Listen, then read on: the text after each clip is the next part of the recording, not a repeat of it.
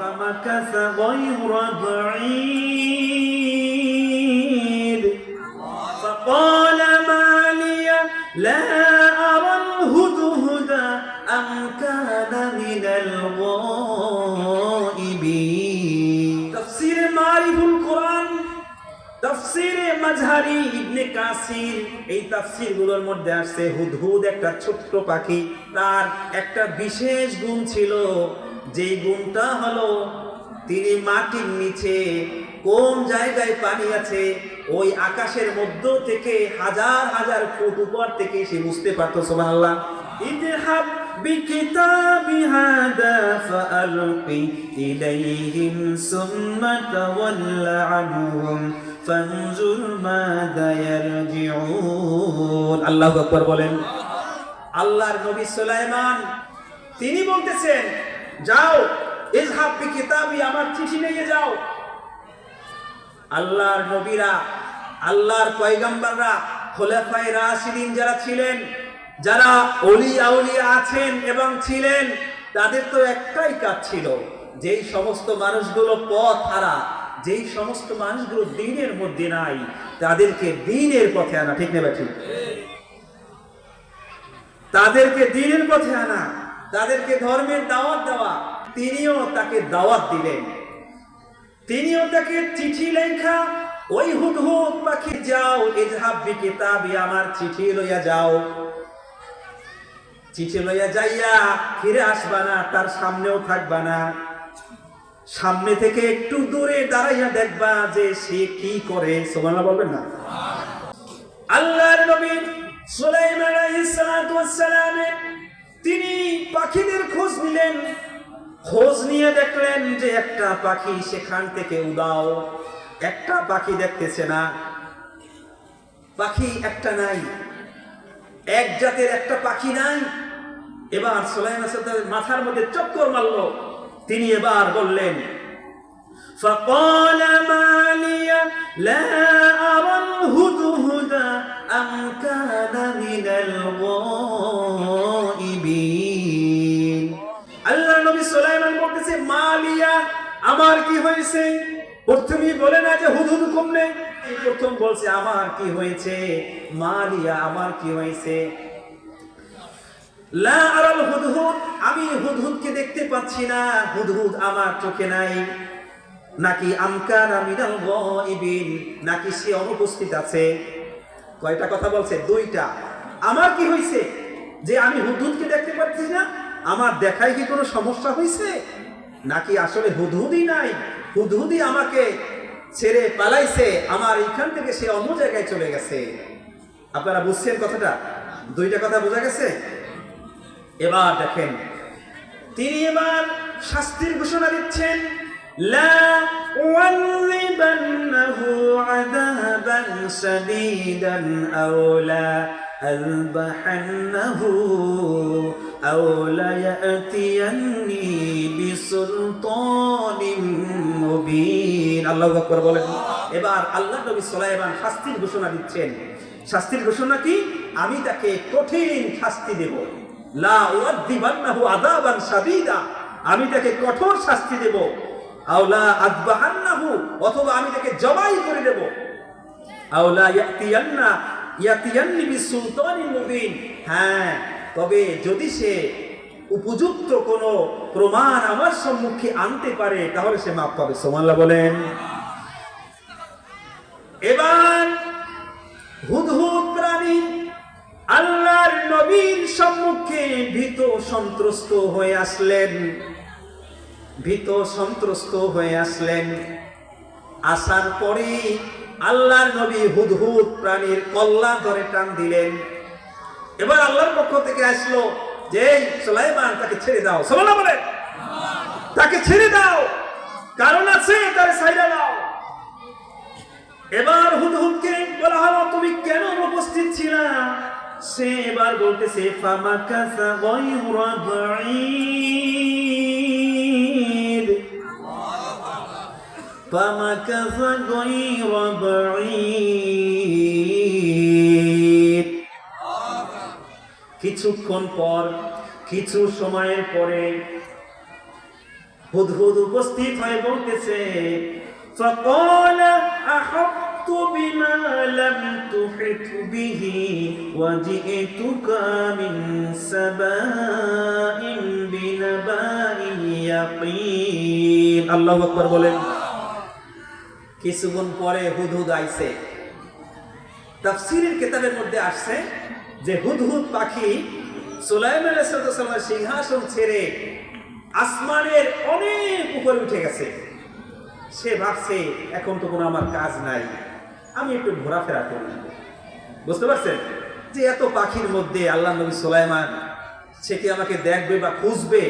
দেখলেও আমাকে খুঁজবে না। সে একটু ঘুরতে গেছে। এখন হুদহুদ পাখির প্রাণীর বর্ণনা আপনাদের দেওয়া হয় নাই।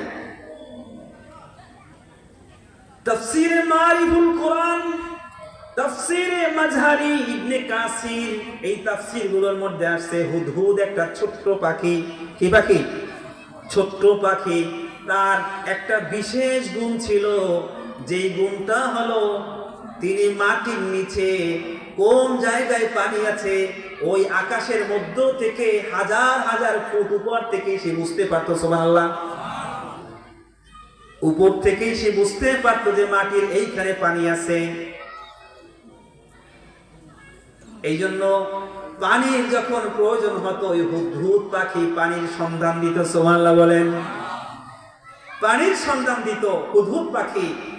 ওই পাখি আসমানের উপরে ওঠার পরে এখন তার চিন্তা হলো, হায় হায় আমি কি করলাম, আমাকে তো বাদশাহ সুলাইমান আল্লাহর নবী আমাকে তালাশ করবে।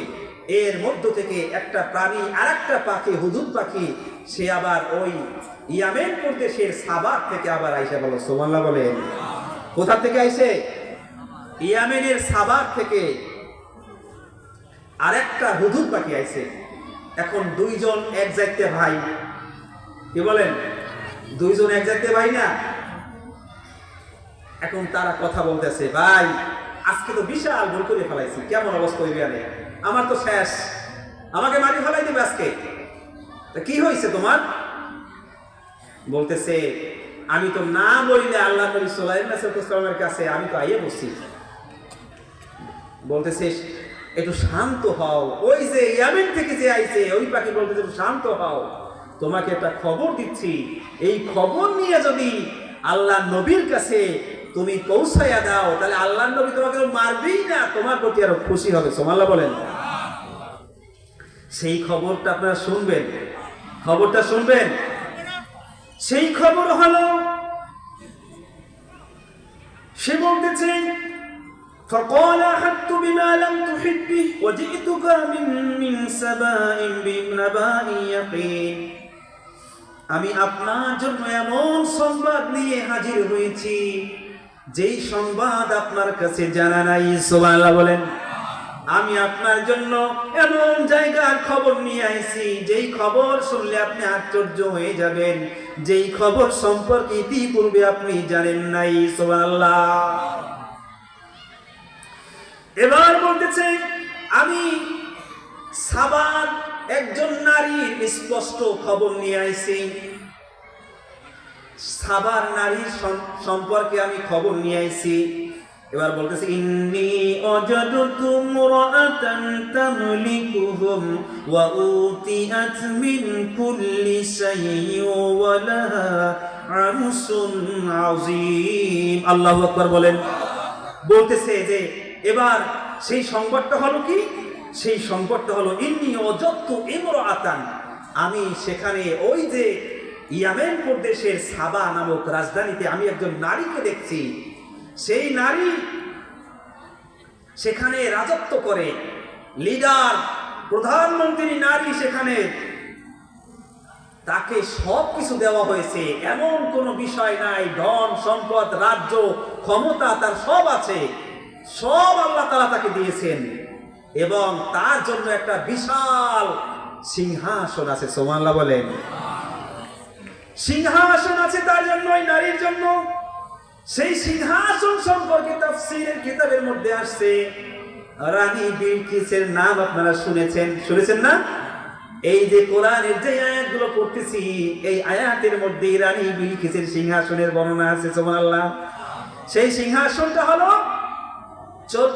40 হাত, 40 হাত লম্বা। সুবহানাল্লাহ বলেন। কয় হাত লম্বা? 40 হাত লম্বা।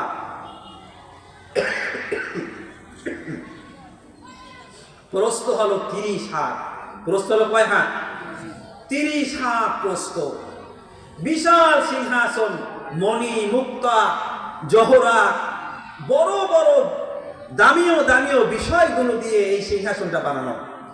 তাফসীরের মধ্যে আছে 7টা ঘর ভেদ করিয়া, 7টা তালা ভেদ করিয়া এরপরে ওই সিংহাসনের কাছে পৌঁছতে হয়। সুবহানাল্লাহ বলেন। কয়টা ঘর ভেদ করিয়া? 7টা তালা ভেদ করিয়া ওই সিংহাসনের কাছে পৌঁছতে হয়। وجدتها قومها يسجدون للشمس من دون الله وزين لهم الشيطان أعمالهم فصدهم عن السبيل وهم لا يهتدون আল্লাহু আকবার বলেন। এবার বলতেছে যে আমি তাদেরকে পাইছি, তারা আসলে সূর্যের পূজা করে। কিসের পূজা করে? সূর্যের পূজা করে। তারা আল্লাহর একাশ্বরবাদী আল্লাহর ইবাদত করে না, তারা সূর্যের পূজা করে। আল্লাহকে ছাড়া শয়তান তাদের জন্য তাদের কাজগুলোকে সুশোভিত করে দিয়েছে। এবার আল্লাহ নবী সুলাইমান আলাইহিস সালাতু ওয়াস সালাম তিনি এবারে হুদহুদের কথাকে তিনি বিশ্বাস করলেন। কি করলেন? হুদহুদের কথাকে তিনি বিশ্বাস করলেন। এবার তিনি বললেন 27 নম্বর 28 নম্বর আয়াতে, ইযহাব বিকিতাবি হাদা ফাআলকি ইলাইহিম সুম্মা তাওয়াল্লা আনহুম ফানজুর মাযা ইয়ারজিউন। আল্লাহু আকবার বলেন। আমি এখান থেকে 2-3টা আয়াত অ্যাভয়েড করে পরে আয়াতে গেছি। তিনি বলতেছেন যাও, ইযহাব বিকিতাবি, আমার চিঠি নিয়ে যাও। আল্লাহর নবীরা, আল্লাহর পয়গম্বররা, খোলাফায়ে রাশিদিন যারা ছিলেন, যারা ওলিয়া আউলিয়া আছেন এবং ছিলেন, তাদের তো একটাই কাজ ছিল, যেই সমস্ত মানুষগুলো পথ হারা, যেই সমস্ত মানুষগুলো দ্বীনের মধ্যে নাই, তাদেরকে দ্বীনের পথে আনা। ঠিক না ঠিক?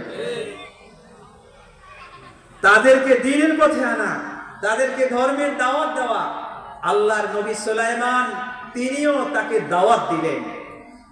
তিনিও তাকে চিঠি লেখা, ওই হুদহুদ পাখির কাছে যাও, ইযহাব বিকিতাবি, আমার চিঠি লইয়া যাও।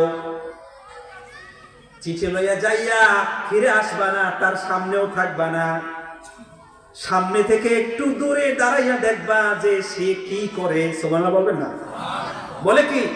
সামনে থাকবা না, তোমার সামনে বসে সে সবকিছু করবে না, একটু দূরে খাড়াইয়া পর্যবেক্ষণ করবা, পলাইয়া একটু দেখবা আসলে সে চিঠি পাইয়া তার সিস্টেম কি হয়, চিঠির ফিডব্যাক তার কি আসতে পারে। এবার হুদহুদ পাখি তিনি চিঠি নিয়ে ওই সাবা রানী বিলকিসের কাছে চলে গেলেন। সাবা রানী বিলকিসের কাছে গিয়ে তিনি ঘুমন্ত ছিলেন, ওই তার ঘরের মধ্যে আস্তে ঘরের মধ্যে হুদহুদ পাখি ঢুকে, কোঠার মধ্যে ঢুকে পাশে চিঠি রাখলেন। সুবহানাল্লাহ বলেন। চিঠিখানা তার পাশে রাখলেন। রাখার পরে হুদহুদ পাখিকে দেখে চিঠি খুলে নাই। আস্তে পাখি দূরে যাইয়া দাঁড়াইয়া আস্তে ঘাপটি মেরে দাঁড়াইয়াছে, দেখে কি করে।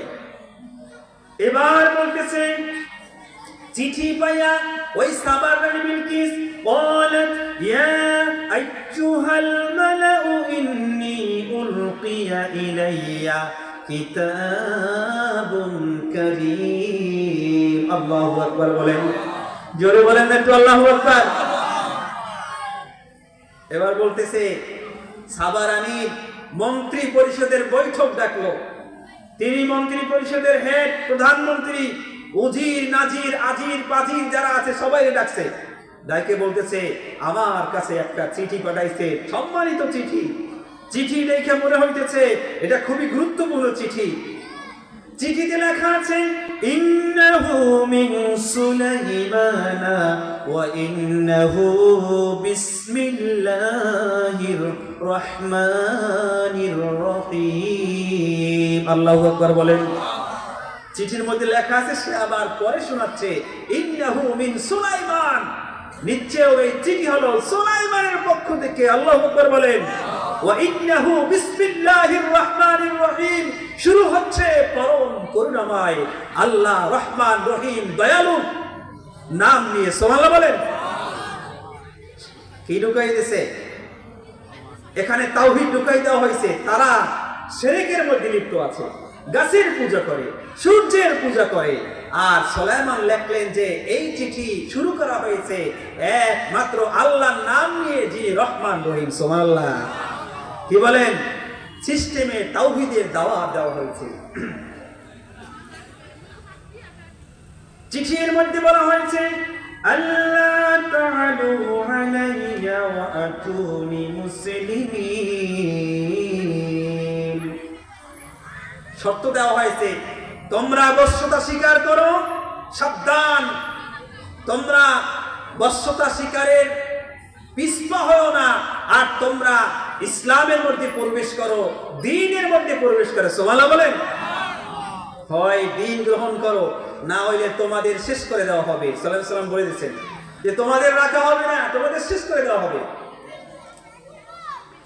قالت يا أيها الملأ أفتوني في أمري ما كنت قاطعة أمرا حتى تشهدون।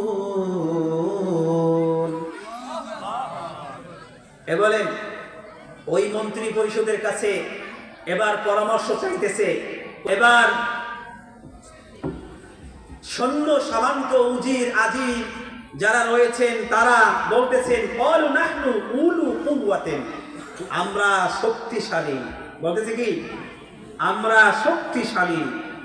উলু বাসিন শাদীদ, আমাদের শক্তি আছে, সামর্থ্য আছে, আমাদের সৈন্য আছে, সব কিছু আছে। ও আমরু ইলাইকে, আমরা আপনার পরামর্শ চাই, আপনার নির্দেশ চাই, আপনার নির্দেশের আমরা অপেক্ষায় আছি। ফানজুরি মা যাতা আমরিন, আপনি যা দেখেন, আপনি যেটাই করেন সেটাই আমরা মেনে নেব। এবার হযরত সুলাইমান আলাইহিস সালামের সাথে সরাসরি যুদ্ধ, এটাকে তিনি নাকচ করে দিলেন। কারণ রাজা একজন মহিলা বুদ্ধি না থাকলে রাজত্ব চালাবার ক্ষমতা তার আছে।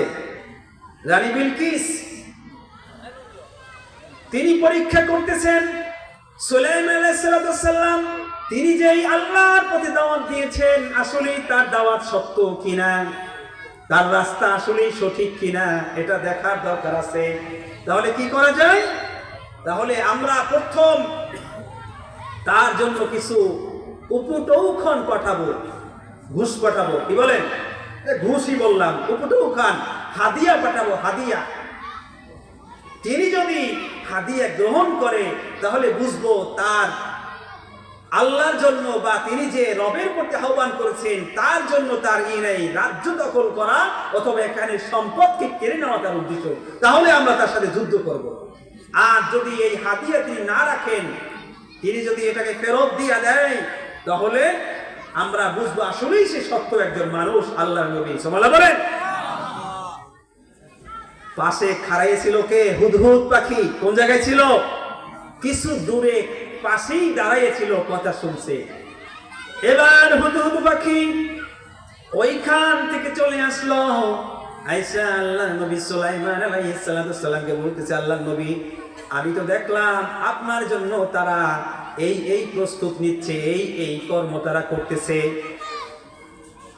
রানী বিলকিস তিনি তার সৈন্যদের মধ্য থেকে 200 জন মহিলাকে পুরুষ সাজার নির্দেশ দিলেন, আর 200 জন পুরুষকে মহিলা সাজার নির্দেশ দিলেন, আর 100 জন লোককে এমনি স্বাভাবিকভাবে পুরুষদেরকে, মোট 500 লোক তিনি ধার্য করলেন। চৌকাশ, বুদ্ধিমান, তাদের কাছে প্রত্যেকের কাছে স্বর্ণের এক একটা করে ইট, স্বর্ণের এক একটা করে ইট, সোনার ইট, এটা তাদের কাছে দিয়ে দেওয়া হলো যে যাও এই এত বড় উপটৌকা নিয়ে সুলাইমান আলাইহিস সালামের কাছে চলে যাও।